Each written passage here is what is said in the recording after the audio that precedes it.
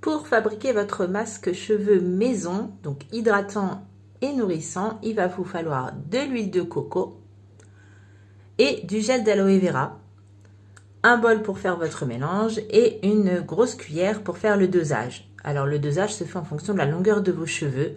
J'ai les cheveux qui arrivent un peu en dessous des épaules. Je vais donc mettre 2 cuillères d'huile de coco et 2 cuillères d'aloe vera. L'huile de coco étant solide, il faut passer d'abord le tube sous l'eau chaude pour ramollir donc l'huile à l'intérieur, pour pouvoir la sortir du tube. Et une fois que c'est dans le bol, il faut passer donc un peu le bol quelques secondes au micro-ondes et ensuite rajouter l'aloe vera et ensuite bien mélanger.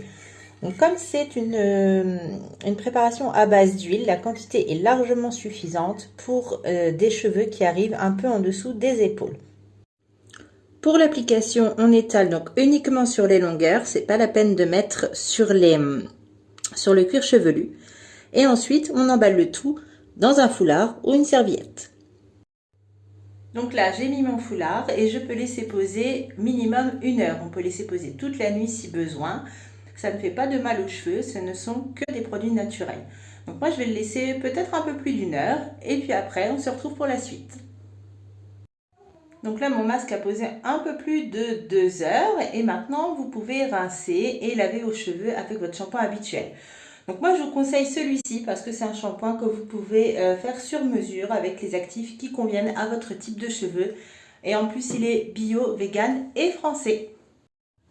Donc voici le résultat avec le masque maison au gel d'aloe vera et à l'huile de coco. Donc les cheveux sont brillants, ils sont souples, ils sont hydratés et ils sont nourris.